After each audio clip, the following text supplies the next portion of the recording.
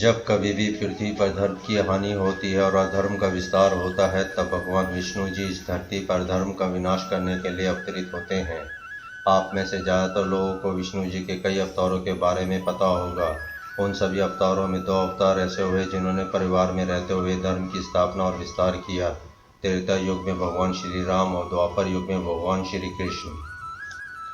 भगवान श्री राम ने अपने जीवन में आदर्शों का महत्व प्रमुखता से दिया और वहीं श्री कृष्ण ने एक आम आदमी की क्षमताओं, अभिलाषा और परिस्थितियों के अनुसार सही निर्णय लेने को अपने जीवन क्रम में स्थान दिया। श्री कृष्ण भगवान के रूप में स्थापित न होकर साधारण ही बने रहे और असाधारण कार्य को संभव बनाकर मानव देव बनने का मार्ग प्रशस्त कर दिया। आज इस वीडियो के माध्यम से श्री कृष्ण की 16,108 रैलियों को सच बताने की कोशिश करेंगे।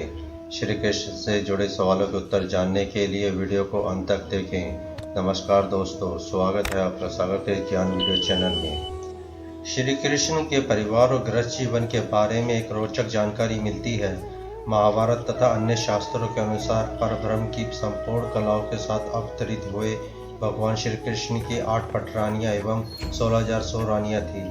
लेकिन ज़्यादातर विद्वान मानते हैं कि श्री कृष्ण की प्रमुख रानियाँ तो 8 ही थीं। भगवद गीता के अनुसार श्री कृष्ण ने 10 साल की उम्र में मथुरा छोड़ दिया था। इसके बाद वह कभी वृंदावन लौटकर नहीं आए। भगवान श्री कृष्ण और श्री राधा का लौकिक प्रेम इस दुनिया से छिपा नहीं है। भारत के लोग उनके पवित्र प्रेम की मिसाल देते हैं, लेकिन भगवान श्री कृष्ण सिर्फ श्री राधा से ही नहीं बल्कि वो हर इंसान प्रिय है जो भगवान श्री कृष्ण को दिल से पुकारता है, चाहे वो मीरा हो, द्रौपदी हो, कोई गोपी या आम इंसान। श्री कृष्ण का अर्थ है अंधकार में विलीन होने वाले संपूर्ण को अपने में समा लेने वाला। इसी प्रकार श्री राधा शब्द भी धारा का उल्टा है। जहाँ धारा किसी स्रोत से बाहर आती है, वहीं श्री राधा का अर्थ है वापस अपने स्रोत में समाना। यही कारण है कि बिना विवाह के भी श्री राधा कृष्ण युगल को हिंदू धर्मों में शिव पार्वती जैसी पवित्र भावना के साथ देखा जाता है। तो दोस्तों, ऐसा भी माना जाता है कि भगवान श्री कृष्ण ने एक साथ 16,100 कन्याओं के साथ विवाह किया था। यहाँ हम आपको इसी लीला के पीछे की एक दिलचस्प कहानी बता रहे हैं। भगवान श्री कृष्ण की पटरानियाँ 8 ही थी। इनके नाम रुक्मणी, जामंती, सत्यभामा, कालिंदी, मित्रविंदा, सत्या, रोहिणी तथा लक्ष्मणा है। रुक्मणी को लक्ष्मी जी का अवतार माना जाता है। रुक्मणी ने श्री कृष्ण से प्रेम विवाह किया था। रुक्मणी भगवान श्री कृष्ण की इकलौती पत्नी और रानी है। श्री कृष्ण की प्रमुख पटरानी के रूप में रुक्मणी का नाम लिया जाता है। वह विदर्भ देश की राजकुमारी थी तथा मन ही मन श्री कृष्ण को अपना पति मानती थी और श्री कृष्ण से विवाह करना चाहती थी। रुक्मणी सद्गुण संपन्न तथा अति सुंदर थी।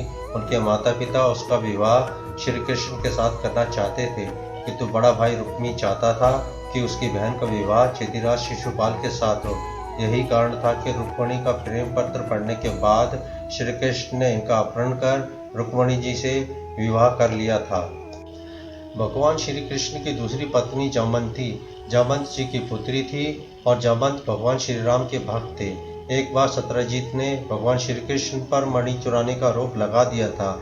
इस आरोप को झूठा प्रमाणित करने के लिए भगवान श्री कृष्ण ने मणि को तलाशना शुरू कर दिया। श्री कृष्ण को पता चला कि वह मणि उनके पूर्व जन्म के भक्त जामंत के पास है। जामंत श्री कृष्ण को पहचान नहीं पाए और इसी कारण दोनों के बीच भीषण युद्ध हुआ। यह युद्ध श्री कृष्ण और जामंत के बीच जामवंत की गुफा में 27 दिनों तक चला। जब जामंत हारने लगे तो उन्होंने प्रभु श्री राम को पुकारा, लेकिन जब जामंत को श्री कृष्ण में भगवान श्री राम का रूप दिखा तो उन्होंने श्री कृष्ण को मणि लौटा दी और अपनी बेटी जामंती का हाथ उनके हाथ में दे दिया। और जब भगवान श्री कृष्ण ने मणि सत्यजीत को लौटा दी, लेकिन जब सत्यजीत को पता चला कि उसने भगवान श्री कृष्ण पर चोरी का झूठा आरोप लगा दिया था, सत्यजीत को गिलानी और लज्जा आने लगी। सत्यजीत ने श्री कृष्ण से क्षमा मांगी और अपनी पुत्री सत्यभामा का विवाह श्री कृष्ण से कर दिया। एक बार की बात है, जब श्री कृष्ण पांडवों से मिलने के लिए इंद्रप्रस्थ गए। युधिष्ठिर, भीम, अर्जुन, नकुल, सहदेव, द्रौपदी और कुंती ने उनका अतिथि पूजन किया। इस दौरान एक दिन श्री कृष्ण अर्जुन को साथ लेकर वन विहार के लिए निकले थे। वहाँ पर सूर्यपुत्री कालिंदी श्री कृष्ण को पति रूप में पाने के लिए तपस्या कर रही थी। तपस्या से प्रसन्न होकर श्री कृष्ण ने सूर्यपुत्री कालिंदी से विवाह कर लिया। श्री कृष्ण की पांचवी पत्नी सत्या के पिता राजा नगरजीत ने एक बार स्वयंवर सभा का आयोजन किया। स्वयंवर में इस बात की शर्त रखी गई कि जो 7 पागल सांडों को हराएगा वही सत्या का पति होगा। भगवान श्री कृष्ण ने इस स्वयंवर को जीतकर सत्या से विवाह किया। उज्जैन की राजकुमारी मित्रविंदा श्री कृष्ण की छठी पत्नी थी। एक स्वयंवर में श्री कृष्ण ने मित्रविंदा को जीतकर अपनी पटरानी बनाया। श्री कृष्ण की 7वीं पत्नी रोहिणी ने एक स्वयंवर में श्री कृष्ण को अपना पति चुना और श्री कृष्ण की 8वीं पत्नी लक्ष्मणा भद्र देश की राजकुमारी थी। लक्ष्मणा श्री कृष्ण को चाहती थी, लेकिन लक्ष्मणा का परिवार श्री कृष्ण से विवाह करना नहीं चाहता था। लक्ष्मणा का प्रेम पत्र पढ़ने के बाद श्री कृष्ण ने इनका अपहरण कर लक्ष्मणा से विवाह कर लिया था। श्री कृष्ण अपनी 8 पत्नियों के साथ सुखपूर्वक द्वारका में रह रहे थे। एक दिन स्वर्गलोक के राजा देवराज इंद्र ने श्री कृष्ण से प्रार्थना की, हे कृष्ण, प्रगज्योतिषपुर में दैत्यों का राजा भौमासुर के अत्याचार से देवतागण त्राही त्राही कर रहे हैं। भौमासुर ने देवताओं की मणि छीन ली है और वह त्रिलोक विजयी हो गया है। देवराज इंद्र ने कहा, भौमासुर ने पृथ्वी के कई राजाओं और आम जनों की अति सुंदर कन्याओं का हरण कर उन्हें अपने यहाँ बंदी गृह में डाल रखा है। भौमासुर के द्वारा हरण कर लाई गई 16,100 कन्याओं को श्री कृष्ण ने मुक्त करा दिया। सभी कन्याएं भौमासुर के द्वारा पीड़ित, दुखी, अपमानित, लांछित और कलंकित थी। सामाजिक मान्यताओं के चलते भौमासुर द्वारा बंधक बनाकर रखी गई इन नारियों को कोई भी अपनाने को तैयार नहीं था।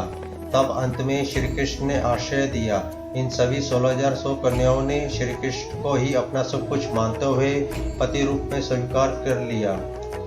सभी कन्याओं को विवाह करके श्री कृष्ण अपने साथ द्वारकापुरी ले आए। वहां वे सभी कन्याएं स्वतंत्र पूर्वक अपनी इच्छा के अनुसार सम्मान पूर्वक द्वारका में रहने लगी। वे सभी कन्याएं द्वारका में भजन, कीर्तन, ईश्वर भक्ति करके सुखपूर्वक रह रही थी। द्वारका एक भव्य नगर था जहाँ सभी समाज वर्ग के लोग रहते थे। तो दोस्तों, ऐसा माना जाता है कि त्रेता युग में कई युवतियों ने श्री राम से विवाह करने का और ऋषि मुनियों ने भगवान श्री राम के साथ रहने का वरदान मांगा था। तब श्री राम ने कहा था कि मैं इस जन्म में एक प्रतिव्रत का संकल्प ले चुका हूँ, लेकिन अगले जन्म में मैं तुम सभी से विवाह कर तुम्हारी इच्छा अवश्य पूर्ण करूँगा। द्वापर युग में श्री कृष्ण के रूप में जन्म लेकर श्री राम ने अपने पूर्व जन्म के वरदान को सार्थक किया। कहा यह भी जाता है कि ये 16,100 कन्याएं पिछले जन्म में ऋषि मुनि और कन्याएं थीं। इन्होंने श्री कृष्ण को पति रूप में पाने के लिए कठिन तपस्या की थी।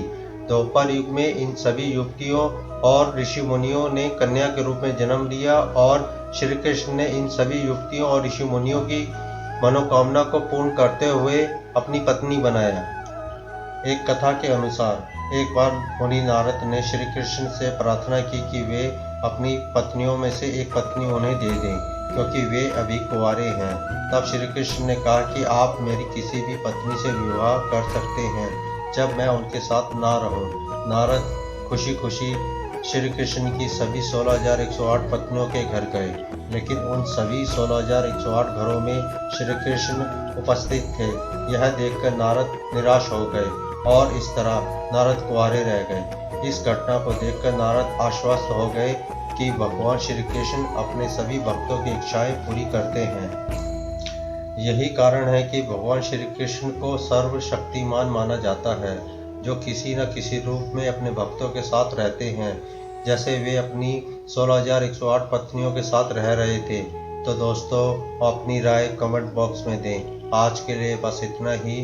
वीडियो पसंद आई हो तो इसे सब्सक्राइब और अपने दोस्तों में शेयर करें। राधे राधे, श्री कृष्ण।